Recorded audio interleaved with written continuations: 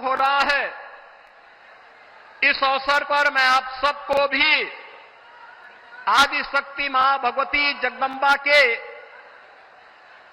इस पावन दिवस पर हृदय से बधाई देता हूं, अपनी शुभकामनाएं देता हूं। मंच पर उपस्थित भारतीय जनता पार्टी के प्रदेश के अध्यक्ष माननीय चौधरी भूपेंद्र सिंह जी, केंद्रीय मंत्री श्री बीएल वर्मा जी, उत्तर प्रदेश सरकार के मंत्रीगण श्री राकेश सचान जी, बलदेव सिंह ओलख जी, संजय सिंह गंगवार जी,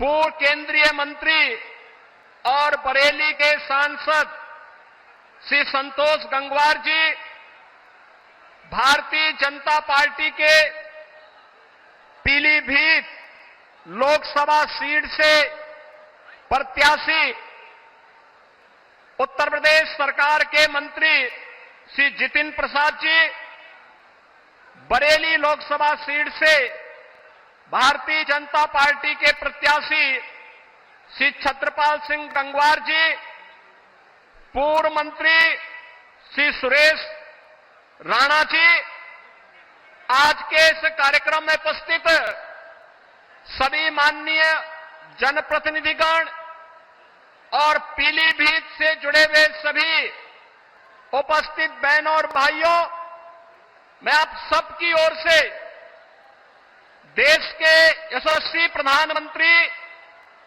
और दुनिया के सबसे लोकप्रिय राजनेता आदरणीय श्री नरेंद्र मोदी जी का पीलीभीत की इस धरती पर आगमन पर हृदय से स्वागत करता हूं, अभिनंदन करता हूं। बहनों और भाइयों, ये हमारा सौभाग्य है कि स्वतंत्र भारत के स्वर्ण युग के रूप में जाने जा रहा भारत आज आदरणीय मोदी जी के नेतृत्व में एक ग्लोबल पावर बनने की ओर अग्रसर है। हम सब की आने वाली पीढ़ियां इसके बारे में कृतज्ञता ज्ञापित करेगी। बहनों और भाइयों, आज इस बदलते हुए भारत को हम सब ने देखा है। ये बदलता हुआ भारत, जिस बदलते हुए भारत में सुरक्षा भी है, सम्मान भी है, विकास की बड़ी बड़ी परियोजनाएं भी हैं और गरीब कल्याण की योजनाओं की तो कोई सानी ही नहीं। बहनों और भाइयों, ये बदलते हुए भारत में कभी किसी ने सोचा था कि गुरु नानक देव जी का जन्म जिस भूमि पर हुआ था, कभी वह अखंड भारत का हिस्सा था। कांग्रेस की कुटिल चालों से देश का विभाजन हुआ, लेकिन सिख भावनाओं का सम्मान करते हुए, भारत की उस आस्था का सम्मान करते हुए करतारपुर कॉरिडोर का निर्माण मोदी जी के नेतृत्व में ही संभव हो पाया, जब प्रधानमंत्री के रूप में मोदी जी देश के प्रधानमंत्री बने। बहनों और भाइयों, हम सब इस बारे में जानते हैं कि देश के अंदर गुरु गोविंद सिंह जी महाराज के चार साहिबजादों ने भारत की हिंदू धर्म और संस्कृति की रक्षा करने के लिए अपने आप को बलिदान कर दिया था। लेकिन बाल दिवस कोई और ही दिवस मनाया जाता था।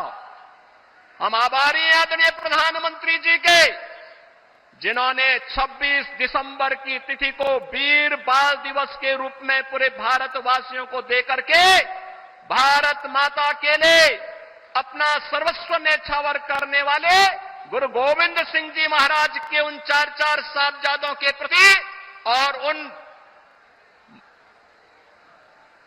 अपनी कृतज्ञता ज्ञापित करते हुए 26 दिसंबर की तिथि वीर बाल दिवस के रूप में मनाने का निर्णय लिया। और आज पूरे देश के अंदर हर जगह हर ओर यह आयोजन होता आ रहा है। हमारा ये पीलीभीत, जहां अपनी कृषि के लिए जाना जाता है, वहीं अपनी अद्भुत कला के लिए भी जाना जाता है। कृषि में गन्ना किसान यहां की मिठास को न केवल प्रदेश और देश में बल्कि दुनिया में पहुंचाने का काम करते हैं। और बताते हुए यह भी प्रसन्नता है बहनों और भाइयों कि मोदी जी के नेतृत्व में संभव हो पाया कि गन्ना किसानों के गन्ना मूल्य का भुगतान अब समय पे हो पा रहा है, अन्यथा कई कई वर्ष लगते थे और गन्ना किसान देखता रह जाता था। आज यहां पे सुरक्षा भी है तो समृद्धि भी है। आज यहां पर आजीविका है तो आस्था को सम्मान भी है। कोई सोचता था अयोध्या में रामलला का भव्य मंदिर का निर्माण हो पाएगा? बहनों और भाइयों, अगर ये हो पाया है तो यह प्रधानमंत्री मोदी जी के यशस्वी नेतृत्व में, उनके मार्गदर्शन में वर्तमान पीढ़ी इन सभी कार्यक्रमों को आगे बढ़ते हुए देख रही है। आज के इस अवसर पर जब भारतीय जनता पार्टी के प्रत्याशियों के लिए विकसित भारत की संकल्पना को साकार करने के लिए मोदी जी आपके बीच में आए हैं, 10 वर्ष में बदलते हुए भारत में जो कुछ भी हमने देखा है, बहनों और भाइयों, ये आपके एक वोट की कीमत ने किया है। आपका वोट जब गलत हाथों में जाता था तो फिर भ्रष्टाचार में संलिप्त, सुरक्षा के साथ खिलवाड़ करने वाली, आतंकवादियों को बिरयानी खिलाने वाली, देश के अंदर उपद्रव करवाने वाली, नौजवानों के जीवन के साथ खिलवाड़ करने वाली, अन्नदाता किसानों को आत्महत्या के लिए मजबूर करने वाली सरकारें आती थी। लेकिन 2014 में, 2019 में देश के मतदाताओं ने अपने वोट की कीमत को समझा, मोदी जी के नेतृत्व पर विश्वास किया और बहनों और भाइयों, आज बदलते हुए नए भारत को आप देख रहे हैं, जो आज एक पिछलग्गू राष्ट्र नहीं, दुनिया की एक वर्ल्ड पावर बन रहा है, ग्लोबल पावर बन रहा है। विकसित भारत की संकल्पना को साकार करने के लिए भारतीय जनता पार्टी ने पीलीभीत में जितिन प्रसाद जी को अपना प्रत्याशी बना करके उतारा है और बरेली में श्री छत्रपाल सिंह गंगवार जी को अपना प्रत्याशी बना करके उतारा है।